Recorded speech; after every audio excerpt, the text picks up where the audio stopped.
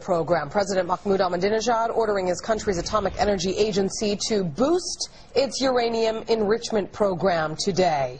A move that analysts fear could put the country just months away from producing weapons-grade material. Meanwhile, U.S. Defense Secretary Robert Gates urging other countries to take a stand.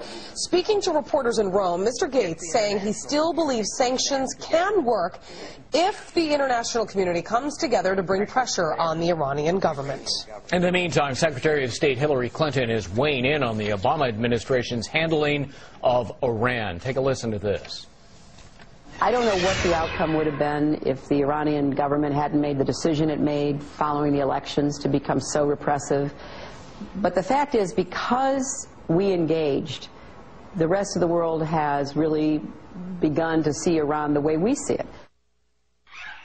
But in light of the new developments with Iran's nuclear ambition, should the United States follow Israel's lead in taking a tougher stance on Iran? Joining me now is New York Post columnist, Fox News contributor Michael Goodwin. You just got back. How many days were you there? A short week. Yeah.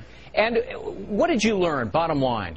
Well, look, Greg, I think that Israel is very, very nervous across the political spectrum in Israel. This is not just the conservative government. This is all across the political spectrum in Israel.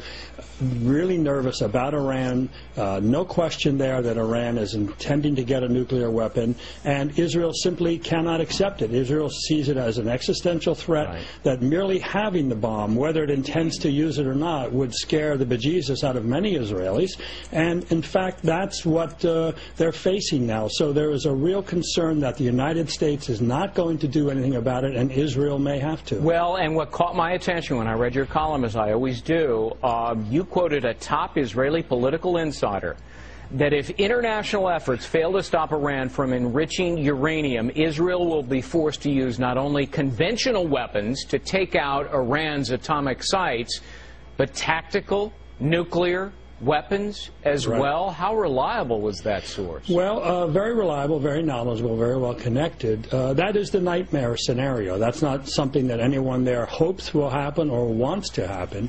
It is simply that Israel will do what it has to.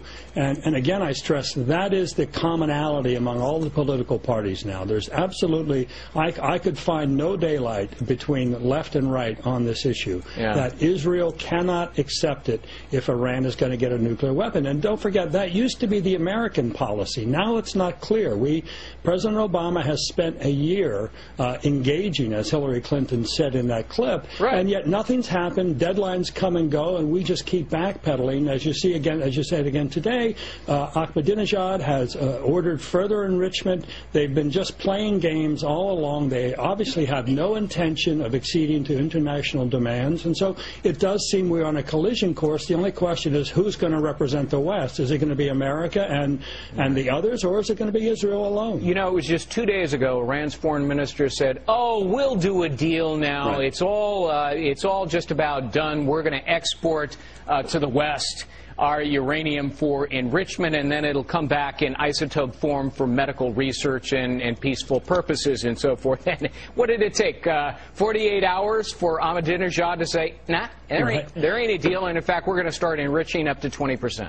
That's about the third time that game has been played, and you would think we'd get a little tired of it now, but they keep playing the game, and we're buying it less and less, but they keep buying themselves time. And I should say, too, the other thing, Greg, that's going on there is all kinds of reports coming out of the Mideast that Iran is shipping missiles and ammunitions and people through Hezbollah, to Hamas, into Syria, through Lebanon. So you have all kinds of munitions being transferred back and forth, if any of these reports are true. And so it really is a sense that the war drums are beating throughout the Mideast, and Iran would love to get Israel in a war with somebody else so Iran could sort of not get hit itself. But Michael, I think that's what's going on. It's clear the newly discovered secret site was configured for making nuclear bomb fuel. The question is, can we stop them? We have targeted them. This is a list of all the UN resolutions, several pages long. 3 rounds of sanctions in addition to the resolutions.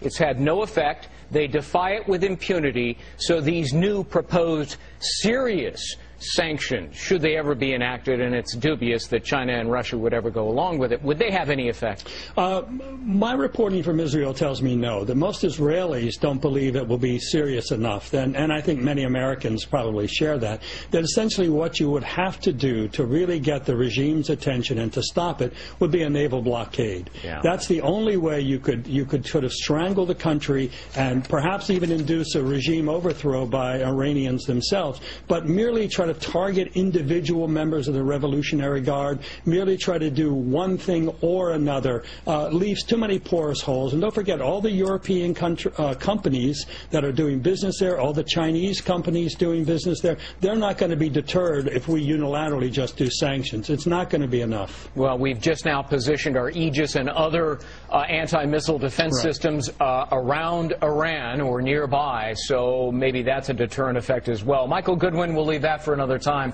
Welcome back from Israel, and thanks for being with us.